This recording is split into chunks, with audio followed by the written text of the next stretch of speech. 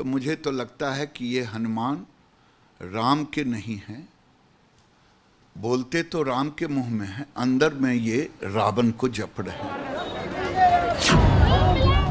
तो क्या चिराग पासवान को तेजस्वी यादव का साथी मान रहे हैं गिरिराज सिंह? तो मुझे तो लगता है कि ये हनुमान राम के नहीं हैं। बोलते तो राम के मुंह में है, अंदर में ये रावण को जप रहे हैं। क्या गिरिराज सिंह ये कहना चाह रहे हैं कि मोदी का हनुमान बयान चिराग का दिखावा है और असल में वो तेजस्वी का साथ दे रहे हैं? मुझे तो इसमें कहीं कोई, क्योंकि उनको अभी तक केवल नीतीश कुमार के विरोध में बोलते हैं, इनको डिक्लेयर करना चाहिए। तेजस्वी के खिलाफ इनका एक जुबान नहीं निकलता, तो आखिर मामला क्या है ये तो बता दें। गिरिराज सिंह के बयान को चुनावी माहौल में हल्के से इसलिए भी नहीं लिया जा सकता क्योंकि खुद तेजस्वी यादव सहानुभूति वाले अपने बयानों से चिराग की नीति रीति को एक्सपोज करवा दे रहे हैं। चिराग पासवान जी के साथ नीतीश कुमार जी ने अच्छा नहीं किया। आज जब सबसे ज़्यादा ज़रूरत चिराग पासवान जी को इस समय उनके पिता की होनी चाहिए थी, आज हमारे बीच रामविलास पासवान जी नहीं हैं, जिसका हम लोगों को दुख है।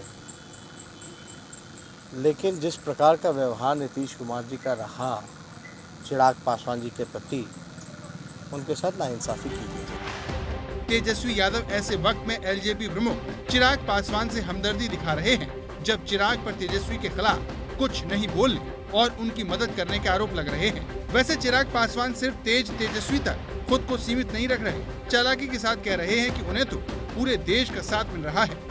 तेजस्वी भी आपकी बातों का समर्थन कर रहे हैं, क्या कोई बातचीत हुई, उन्होंने कोई बात किया आपसे इस बारे में? नहीं, मैं क्यों बात करूं? देखिए, मेरी बातों का समर्थन पूरा प्रदेश कर रहा है।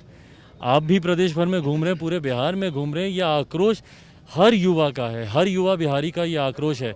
जब हमारे मुख्यमंत्री कहते हैं कि भैया बिहार में, मतलब उन्होंने तो स्पष्ट कर दिया कि उनके रहते हुए बिहार में कभी रोजगार आ ही नहीं सकता। चिराग पर सवाल उठने का एक मौका दिया है सियासी जमीन पर पक रही खिचड़ी ने, जिसे मजबूती देती हैं ये तस्वीरें। गले में हरे रंग का पट्टा पहने जिस नौजवान को आप देख रहे हैं, उनका नाम यूसुफ सलाउद्दीन है, जो कि सिमरी बख्तियारपुर सीट से आरजेडी के उम्मीदवार हैं। खबर सिर्फ ये नहीं है कि यूसुफ आरजेडी के उम्मीदवार हैं। खबर ये है कि ये वो यूसुफ है जो एक स्थानीय एलजेपी सांसद महबूब अली कैसर के बेटे हैं, यानी पिता एलजेपी का सांसद और बेटा आरजेडी का उम्मीदवार।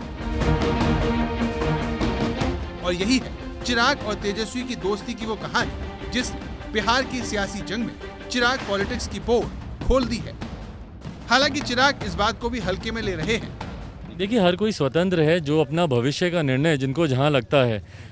मेरा उनसे संबंध उन्हीं तक है। उनके परिवार के लोग कहां से चुनाव लड़ रहे हैं, नहीं लड़ रहे हैं, उसमें मेरी कोई बहुत ज़्यादा भूमिका नहीं है। पर मुझे खुशी है कि कैसर साहब हम लोग के साथ Bihar first, Bihari first vision के साथ हैं और उसके प्रचार के लिए मजबूती से वो चुनाव प्रचार में भी लगे हुए हैं। वैसे सिमरी बख्तियारपुर सीट से एलजेपी ने संजय सिंह को अपना उम्मीदवार बनाया है। संजय सिंह दावे के साथ ये कहने की हालत में नहीं है कि उनका सांसद उनके लिए प्रचार करेगा। प्रचार के लिए इफ्बट के साथ संजय अपने सांसद महबूब अली का नाम लेते हैं। केसर साहब को पार्टी की तरफ से आना होगा। मैं केसर साहब से विनती भी किया हूं और अपने पार्टी के शीर्ष नेतृत्व को भी बोला हूं। कोई भी व्यक्ति के लिए, राजनीतिक व्यक्ति के लिए पार्टी सबसे महत्वपूर्ण होता है, उसके बाद रिश्ता, नाता, बेटा बेटी, ये सब होता है। इसीलिए केसर साहब हमारे पार्टी के जो है सो सांसद हैं और उनको जो है सो हमारा प्रचार करना चाहिए और करना ही पड़ेगा। यहाँ समझने वाली बात यह भी है कि जिस सिमरी बख्तियारपुर सीट पर आरजेडी ने एलजेपी सांसद के बेटे को अपना उम्मीदवार बनाया है, उस सीट से बीजेपी की सहयोगी वीआईपी के सुप्रीमो मुकेश सहनी चुनाव लड़ रहे हैं। मुकेश सहनी के जरिए बीजेपी की कोशिश बिहार में अति पिछड़ी जातियों का वोट पाने की है।